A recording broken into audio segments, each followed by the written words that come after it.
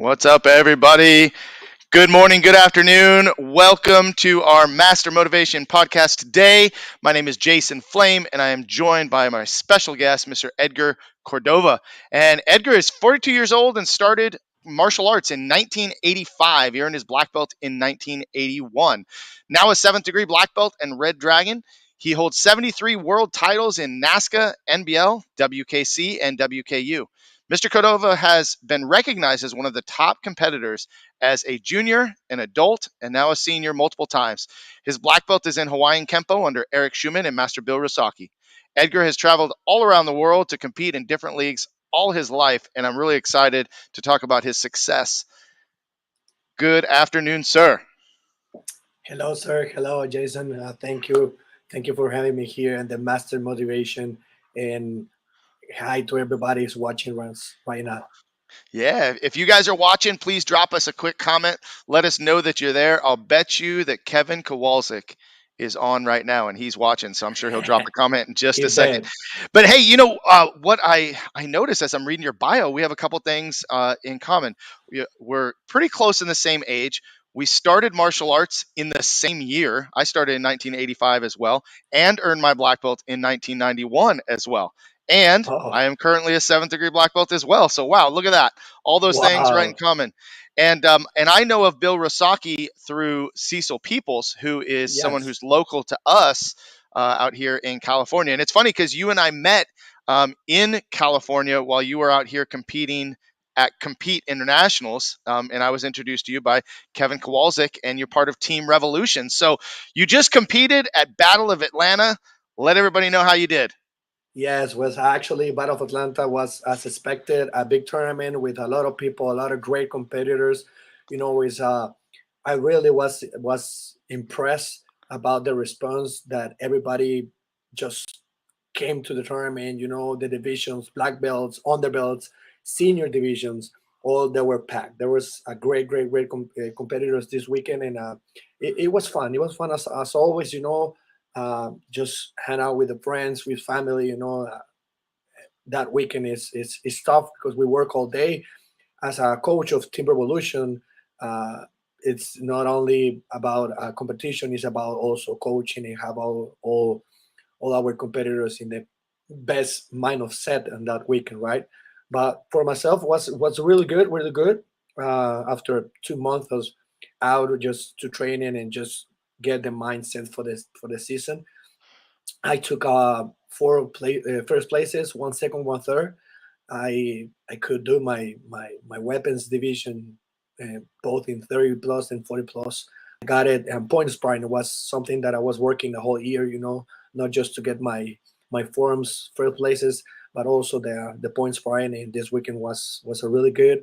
Um, I finally took that first place that I wanted so bad. Good for you. Well, congratulations. You know what I love is that you're one of those competitors that gets out there and you do a little bit of everything. You're not just a forms guy and you're not just a fighter. You're getting out there. You're doing traditional forms. You're doing the creative weapons, sparring. I mean, you're doing it all. So to me, I think that is a well-rounded martial artist and just such a joy to see people in the martial arts. And nothing against anybody that only does fighting or only does forms, but I Yeah, just yeah. think, it takes a lot more to actually compete in multiple divisions than to just focus on one avenue and one area. Yes. I think it's important. I do it for myself, for my school, for my students. That's the way that I can come back to them, and let them know that it's not. We don't have to decide just for one division or one specialty, right? Uh, we can be all around competitors, and then after time you can decide, but I think you at least have to try everything in tournaments. You have to come and do point sparring, do traditional, do weapons, do creative, do musical, and after a while you will see if it's for you or not, right? uh, and that's the way that I just think, for me, and keep my kids, my students, just push them to give them the best. For me, it's important do all the divisions that I can in my body holds right now. So yeah, 6 divisions, 7 divisions, a tournament, runoffs, grants, everything that comes to a lot of work. But that's the fun part. That's why we train.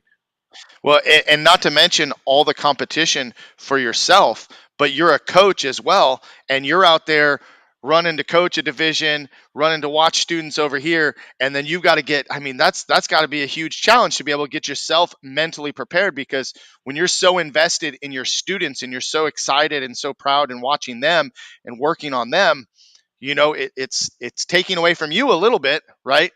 So it makes it just that much more of a challenge for you to get ready and be prepared for your divisions. Yes, yes, yes. As always, being part of the team revolution and comma head coach of the team, it was about that. It's not just yourself. It's about being with everybody else. Doing the things that we love is to compete, but also something that I have been loving lately is being a coach. So when they call me, between my divisions, I have to go and coach and get back. It's something that I'm enjoying right now. Yeah, I don't call it work. I call it passion. And yes, I just love to be with my students. With everybody. They put a lot of work and training and fly to the tournaments that with my experience, I hope that I'm helping in the right way. So set the minds at the tournament. We need help. As competitors, we can be training, but tournaments always are different. Tournaments always have the pressure on our shoulders. Who is in that division, who is I'm competing with. And that's why we are there, like different coaches. Kevin is one of the coaches too. We have Kyle Reed, also a great coach. And so it's a team. We are a team, and we are there for them. Well, I think that's so awesome. I want to talk a little bit more about Team Revolution in just a second, but we have someone probably watching in from one of our groups. If you want to drop your name, that would be amazing, and just let us know. And we have several people watching. Thank you, Tom. Thanks for watching. Appreciate you checking in with us today. Anybody have any questions as we're talking with Edgar Cordova? Please ask any questions so that I can feed those to him. But as far as Team Revolution goes, Mr. Kowalczyk, Kevin Kowalczyk is in Littleton, Colorado. You're in Guatemala. You have team members from literally all over the world. And from my understanding is that Team Revolution is one of the largest, if not the largest, teams out competing on the scene right now. Is that correct? Yes, yes. Actually, Team Revolution is the biggest team right now in the NASKA circuit around the world. Is one of the top of the teams right now. I cannot say the best, but we are the top of the list. And that's something that Mr. Cornell Loveless, who is the CEO of the team, has put a lot of passion, a lot of work. That is not just a team; it's a family. So yeah, yeah, we have competitors in Canada, we have competitors in around USA, we have competitors in Mexico, Guatemala, we have in Europe. Uh, there's many competitors also in the other side, uh, right? And yeah, Team Revolution has come one of the teams that is giving so much to talk right now because they have competitors all around. We have people doing forums, teams, fighting. The girls, the women's team is one of the tops right now. So yeah, yeah, team. That's what Mr. Cornell Loveless just work a lot in that issue, right? So how and when did you get involved with Team Revolution? Well, Hey, Don. they call me last year. Well, actually, there were some talks before pandemic. I flew to AKAs in 2019, and I won all my divisions in that. I won the grants. I was mentioned as a best senior competitor of the year. So in that moment, Mr. Loveless went to me and we had a chat, a little small chat about what is Team Revolution and what they were looking for. Then the pandemic comes in and all the project just stopped. And last year in February, he called me and he was offering me to be part of the team as a competitor and also work something with the team members. And by July, I was promoted to coach, and I start like all my work there, with the team, not only as a competitor, also as a coach. All right, and there he is. I knew he would say, "What's up?" There he is, Yeah, Mr. what's K. up, Kevin? Hey, bro. Good to have him here. I'm sure he'll ask some great questions in just a second. But so you're a relatively new member of Team Revolution, but you've been competing for years, and you have a school in Guatemala. Tell us a little bit about your competition. And by the way, I find it funny that you mentioned that you're in the senior division. 40 years old does not seem like senior. Like I'm thinking like 60, 70. I don't know. That seems senior to me. But yeah, talk a little bit about your competitions prior to Team Revolution. Talk about your school a little bit. Let us know a little bit more about that. Oh yeah, I start competing in international level in the '91 in the NBL circuit, right? In NASKA, both we were doing the same both circuits at that time with my instructor Erick Schumann, and I start doing some of the best tournaments around Mexico, the U.S. A lot of big tournaments, big names. Pan Am's International one was one of my best, my first tournaments international as around 12, 13 years old. And then my instructor decided just to start competing a lot of the tournaments in NBL. That's where I became my first world title was in the NBL. And and well, for me was hard. I started doing the NBL in '91. Never get my title before '96. For me, it was 5 years of struggle, fighting, training, just to get that spot. In my mind always was I wanna be a world champion. And a lot of best competitors in that age. With me, um, it was tough, but for me, it works. Like I just keep pushing for 5 years, and as soon as I got my title in '96 in weapons, I just everything changed.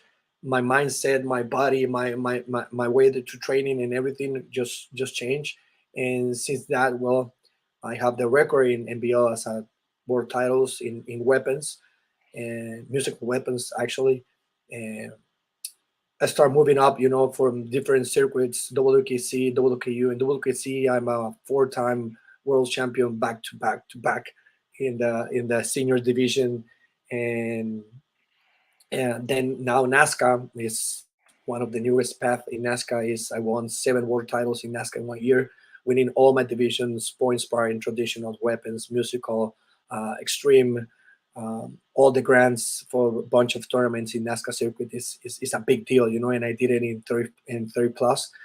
I age 41. I was like, I want to have my titles in 30 plus, so I decided to do all my divisions in that last year, and it went well. And I start my school. I start training with Mr. Schumann, and I stay with him until um, 90, 98, 99. That I start like start thinking I need more. My school degree was like I don't want to do that. I don't want to work. I tried to go to an office, and work all day, but I was always on time. Like 5 p.m. I want to go out, just go to school, get some training, or do some private lessons. So I decided in 2001 just open my school. When I give that uh, to my mom and my father, they were like, "What? What are you doing?" Yes, I quit work, and I'm starting my school. That's what I want, like, yes, I just quit work, and this is my mind, this is my goal, this is what I want right now. I start with not budget, zero budget in my account, but I was determined to have my school. So I opened my school in 2001, and now I just opened my second school that I closed for pandemic, and in the last past 2 weeks I opened the second one. Cordova's Karate and Sport is my passion. It's my home. It's the place that I just spend a lot of the time. Like uh, working with little kids, how to work with them, with the minds, with the body. Be an example of what they they can do in life. It's not just about a sport. It's not just about do some kicks or do some punch. It's what we can become. We become in life. What do you want in life? How hard you want in life to be success, and that's the priority here at the school. Show them that to get the things that we want is hard work, it's dedication.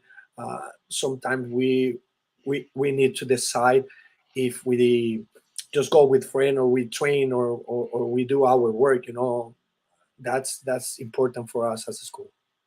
Yeah. Well, congratulations on getting the second school opened, and it sounds like 21 years of running your martial arts school. What was the original plan? You talked about getting a degree or going to school, and then getting, let's just say, for a lack of a better term, a regular job, right? Everybody calls it a real job. Uh, what was the plan for you before opening the martial arts school? Well, I was in the business administration. That was my career. I ended up with my degree in business administration, and that's when I was all right. I want to do different stuff, but Hmm. always it's come back to karate. So I was like, all right. So I have my degree. I will start open my school. I will do my business administration in my school, in my project. And that was my idea. Like when I finished, I was like, yeah, I don't want my regular work, as many people can say, about like, uh, yes, let's go and work, and karate is going to be my second part job. No, I was like, I want to do karate, so I want my full time, my full dedication is for karate. Hmm. Well, and you talked about the era of 1991 to 1996. That was kind of the beginning of a transformation in point sparring, in the weapons, and when extreme really got popular. Talk about some of the people that you competed with back in that day, because 5 years to get your first world title, you had a lot of competition back then. Yes, yes, it was tough. It was tough. Those years, some names that you can see right now, like Raymond Daniels. Um, One of them, he came from a school like nobody knows. He was doing a self defense. He even wasn't a fighter. He started doing that in the NBL circuit. You have Jack Felton, Trevor Nash, uh, some of the names that you can mention. Ross Levine doing the weapons. We got Pete Dapik, uh, Jason Taxon Burelli. Oh my God, that was the age that you can, if you were a fighter, you want to be in that ring, where pretty much everybody, I can say I fought everybody. I fought all of them in my division as a junior, and then we move up as a adult. My first title as an adult for me was '98, and it was against Butch Tusigala. You know Togi him; he's from Sala. Oh yeah. California. My respect to him. I started doing my weapons with him, and when I found out that he was going to be in the same tournament as me, fighting the world title, for me was like, oh my God, this is a dream. And we ended up at the finals. We won the regular division. So in NBL, you have to won your normal division, and then on the stage you are fighting for the world title. And that was my first year as an adult, and I ended up with the win. But for me, was winning a lot of respect. A lot of respect for someone that has my inspiration, my admiration. For many many years, and that was '98.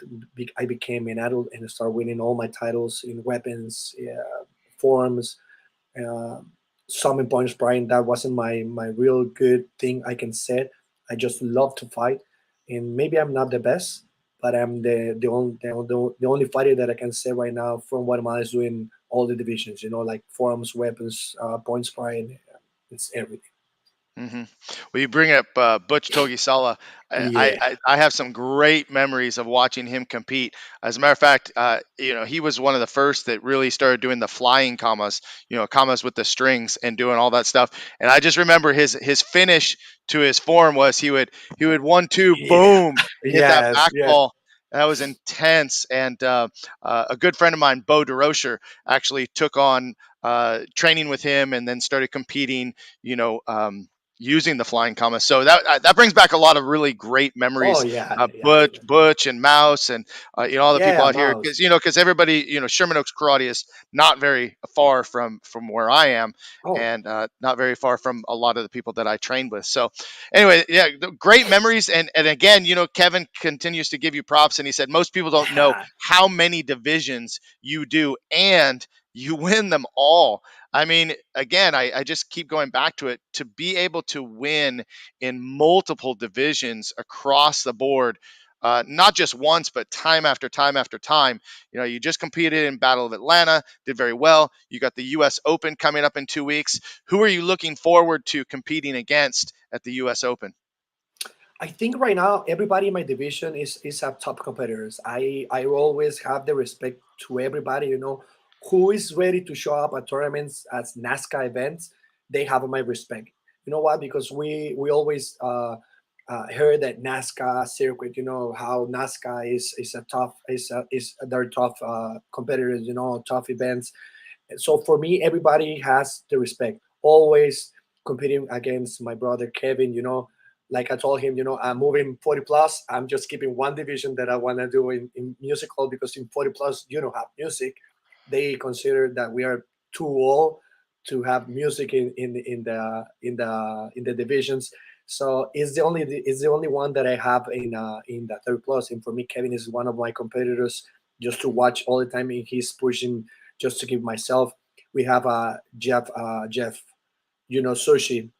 Jeff does, is one of the greatest competitors. He has come back. He actually come back this year to tournaments.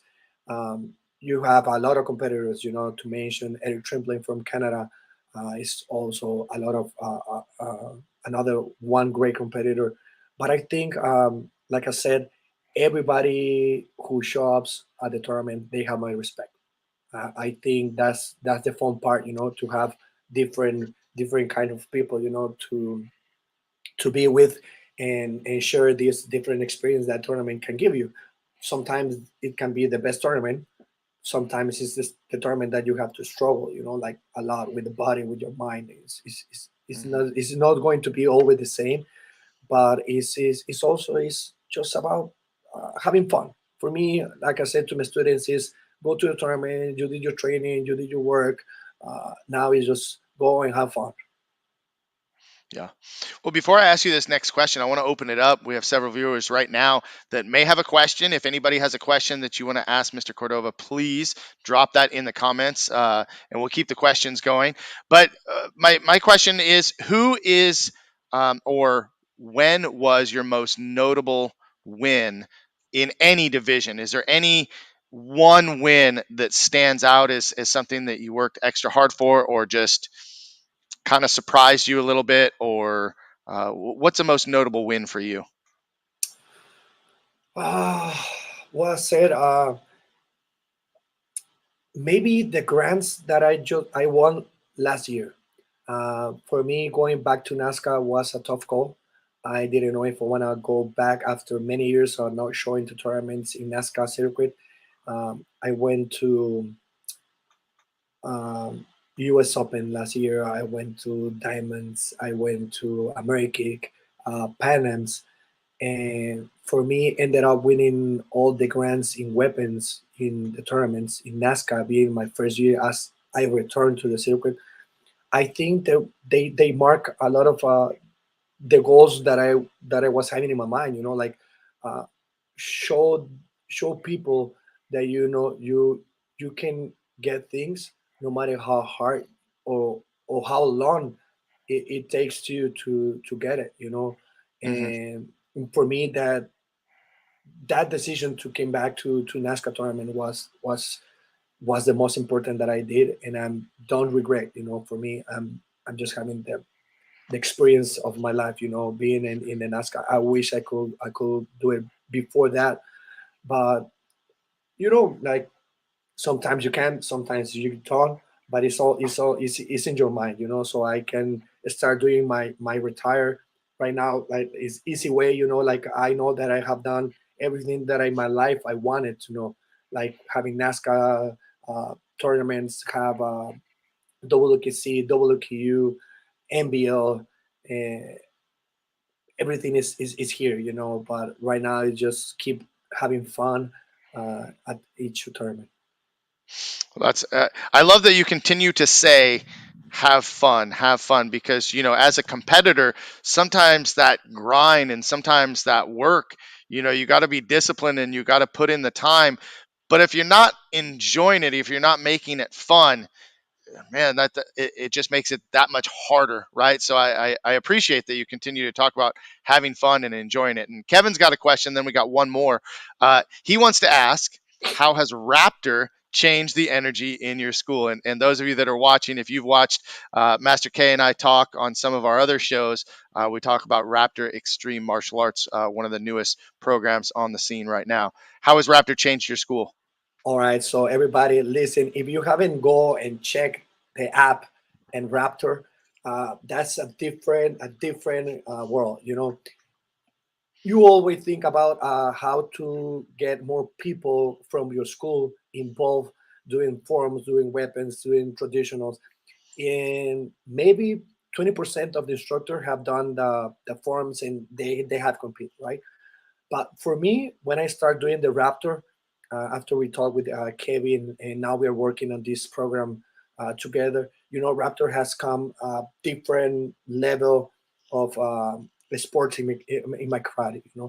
Why? Because the kids now they have something to look up. Like they they have an app that can give you the things that I want, to work with them, so they can go home and work, come back to the school and work with me as instructor.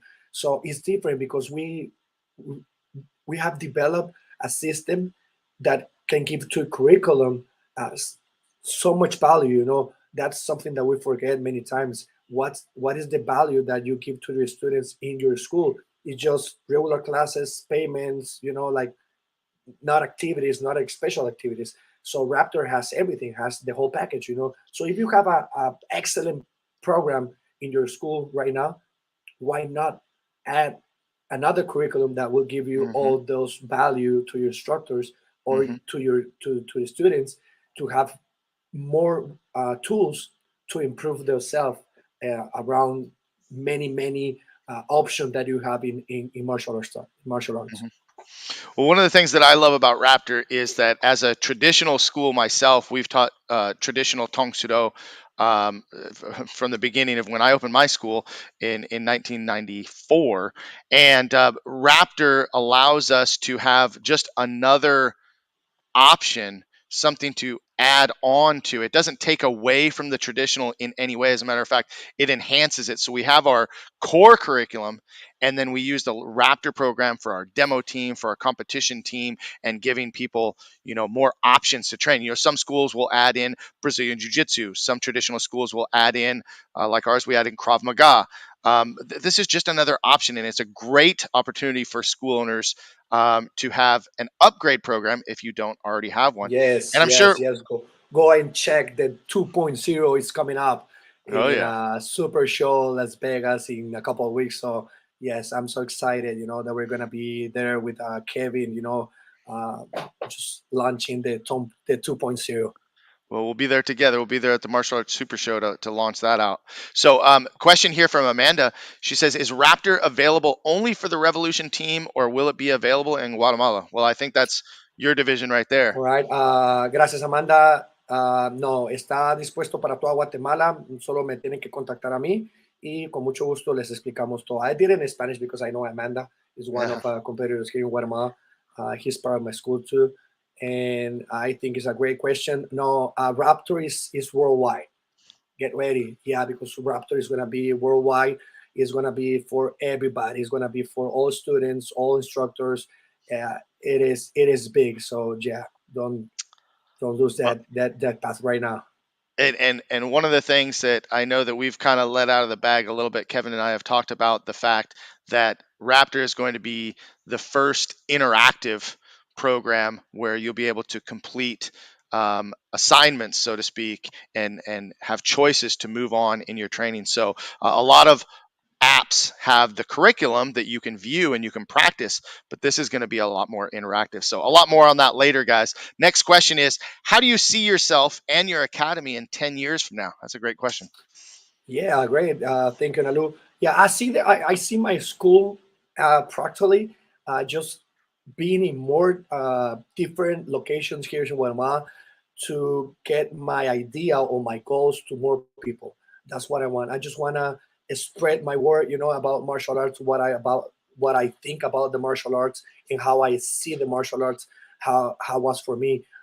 Myself, I I hope I can have 10 more years keeping the work that I do, and I see myself just teaching little guys. Became black belts, became uh, black belts, became instructors. That's what I want. That's my goal. Just to bring those opportunities to more kids. That they can learn martial arts the way that I see it. I think all the styles and everything, all the instructors, they are good, but something that I can 100% say is my curriculum has my view, has my passion, has the love that I felt for karate or what martial arts did in my life. For me, it's very important that, because martial arts for me changed my whole view of the way that we should live through the years. Well, great. Thank you for answering that. And that's a great vision. Um, Guys, keep the questions coming. We got some great questions coming through. More questions are great. My next question for you would be, how do you balance your time as a competitor and as a coach? I mean, you're just at the Battle of Atlanta. You're getting ready to go to the U.S. Open. You're leaving your school almost, several times a month. And how do you balance running your martial arts school and being an active competitor? So first, to say that is that I managed to build excellent teamwork with my instructors. It's not only myself in the school. I have five more instructors that they work with me every day, and they are here for the kids too. So yes, we are a big team, So that way, give me the chance when I go to out to tournaments. I go tournaments. People know I go Thursday, and I'm Sunday, I'm in Guatemala, ready just to on Monday work. So yeah, it's how you plan your classes and how you plan your curriculum and how they work, and how important is just to have black belts with experience to manage the school without the head coach, as me when I go to tournaments. That's something that give me so much peace in myself, that I know that I'm leaving my school, but I have great instructors that will do the same work that I want when I'm out. So yeah, that's I think is for instructors to set up a good router of instructors at the school will give you the chance to explore the tournaments, and just go out and keep the school running in the great way. No, I think that's definitely the key to being able to manage it is you've got to have a team to support you. Otherwise, if you didn't have a team, you'd be closing your school every time you go to a tournament, and that's Imagine that. probably not going to be good for business, right? So, hey, No, no, no. I want to give a quick shout out. And by the way, guys, we're getting ready to wrap up. But if you have any questions that you want to ask, let's see if maybe Jose Escobar. You have any questions for our guest today, Edgar Cordova? And just a shout out to Jose Escobar, who leads us in the Connected Leaders Academy, which is an awesome group of just amazing people. And he's got a book coming out on January 6th. So his pre orders starting to kick off. But his book is entitled Winning the Day, An Entrepreneur's Guide to Morning and Evening Routine Mastery. So Wow. I would be willing to bet that Jose would like to know, what is your morning routine, and do you have a morning and evening routine? Yes, yes. I have it every morning. Like I said to everybody that ask me this, is just give thanks to God and drink my coffee. That's what I call in the morning. Yes, I wake up early every day in the morning to train because it's the only time that I have for myself. to get into the every day. Is 4 a.m., 4:30 a.m. I do my routines. I do my training before I start uh, my classes or my different things that I have to run every day. But for me, yes, it's just to wake up and give thanks God that I have one more day, and I love coffee. So that's my morning routine actually, and then I can go and train. Uh, Everybody who knows the tournament, they say, "Oh, yeah, he scored with another coffee. He wants coffee." Like in all the tournaments that I go, I just look for a coffee shop. That's something that I just enjoy. Drinking my coffee at that time and hour is give you a lot of time to think about what you're gonna do during the day. So I take that time for me. It sometimes it's 10 minutes. Sometimes I drink my coffee in 20 minutes. But for me, those minutes are important to the rest of the day because it's when I think uh, what I did yesterday now, how I would improve, what I'm going to do today, what I have, on my list, and that's my time. I really enjoy that time in the mornings. Mhm. Well, Jose wanted to ask. He said he has a lot of family in Guatemala. Where's your school Yeah, located in Guatemala? Jose, we have my school in San Cristobal and in Carretera Salvador. Yeah, and if anybody of your family is located here nearby, just send them to the school, and we're gonna treat them as a family. Excellent. Well, we're getting ready to wrap things up here, and we've had a great interactive audience. So I just want to thank everybody for tuning in and watching. You got maybe 1 minute left. If you have any other questions that you want to ask Edgar, I really just want to thank you so much for being on the show. I was very honored to get a chance to watch you compete in person. But I've been following you ever since I met you at Compete, and man, it's just super impressive to see that you continue to do what you do and be inspiring to your students and to those out there. And here's Thank you, Mr. Jason. I just want to say thank you for giving me the opportunity to be on the show. A lot of great people is in it, and for this time, just to share my life or a part of my life, I just want to say thank you. I really appreciate that time. Yeah, no, absolutely, and it's great, and I'll look forward to catching up in Vegas. As we said, we'll be seeing each Yes, other we'll at the see in a Martial couple Arts of weeks. Super Show, and we'll be launching the Raptor 2.0, and we'll be hanging out with Kevin and doing our thing. So, one more question. There it is. Do you think there is a karate low impact routine for plus 50-year-old people? I say Well, I yes. think there's no karate low impact routine, but I think the instructor has to bring the way to show people. I think karate doesn't have an age when they start. Some many people ask me this, and it's something that I know is when you want to do something, age doesn't matter.